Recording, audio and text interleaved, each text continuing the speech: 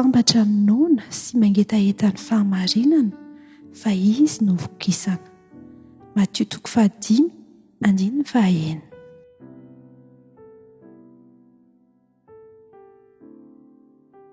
Miarabantsika rehetra ary namako malala amin'ity fiaonantsika ity. Herinandro vaovao indray no mitsahantsika diavintsika ary manana hafatra sarobidy masina hitondrantsika ho any amin'ny fitombona ra-panahy eo amin'ny fiaran'Andriamanitra mandrakariva isika. Androany no jerentsika dia mahakasika ny hoe toroteny nataon'i Jesosy teo amin'ny tendrombohitra rehefa niresaka tamin'ny vahoaka ny mpianana izy.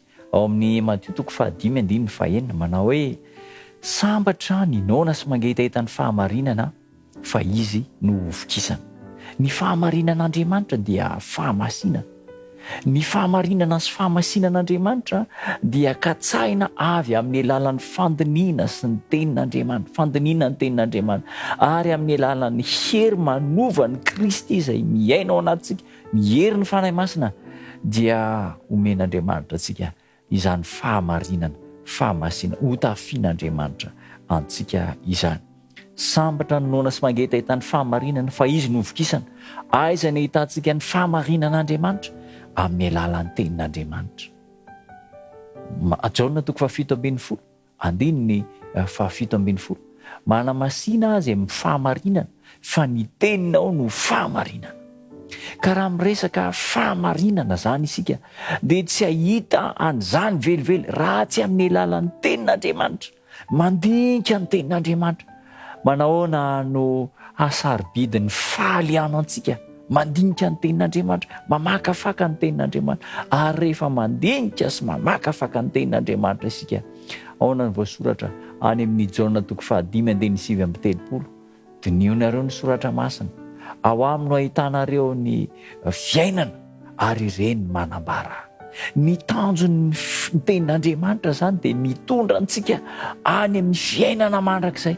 Ka raha toa ka liana noana ny tenin'Andriamanitra isan'andro isika, mangetaheta ny tenin'Andriamanitra isan'andro, dia mangetaheta ny fiainana mandrakizay isika.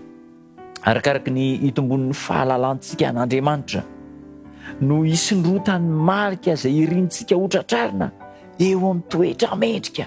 Ny olona tia mandinika ny tenin'Andriamanitra, mianatra ny soratra masina dia hanana ny toetra mitombo ho amin'ny fahatsarana, toetra mitombo amin'ny fahamendrena ary toetra mitombo amin'ny fahamasinana. Sambatra ny noana sy mangetaheta ny tenin'Andriamanitra, ny fahamarinana fa izy no hovokisana. Ireo olona izay liana amin'ny fandiniana ny tenin'Andriamanitra ry namana, azo antoka mizotra ho any amin'ny fiainana mandrakizay. Ary zany no fahasambarana faratampony izay tian'Andriamanitra omena antsika. Ny tena tian'Andriamanitra atolotra ny zanany tsiraray avy dia izao: eo ihany ny tombotsoa eto amin'izao fiainana mandalo izao, eo ihany ny fahasalamana, eo ihany ny fitahiana sy ny fanambinana rehetra, fa ny goavana indrindra dia ny fiainana mandrakizay amin'ny alalan'ny fandiniantsika ny tenin'Andriamanitra, ny fihinanantsika ny tenin'Andriamanitra izay mofo ny fiainana, satria hitarika antsika ho any amin'ny fahafantarana ny Kristy, firaisana amin'ny Kristy, ary izany no atao hoe fiainana mandrakizay. Ny fahamarinana ao amin'ny tenin'Andriamanitra. Ny tenin'Andriamanitra manambara ny Kristy, Kristy ilay famonjena ho antsika.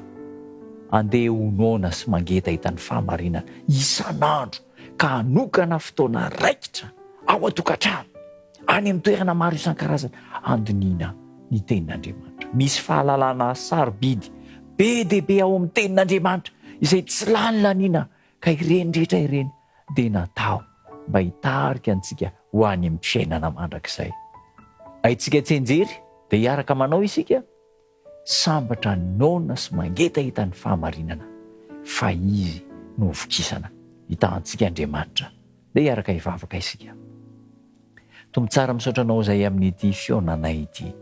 Misaotra anao izay no ny teny mamy izay omenao, fa amin'ny alalan'ny teninao, ny soratra masina, ilay mirakitra ny fahamarinana, dia hovokisanao izahay.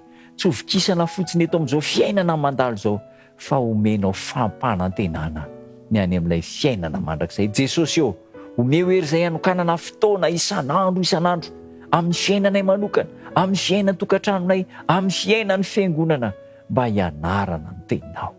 Amin'ny anaranao no anonana ny vavaka. Amen.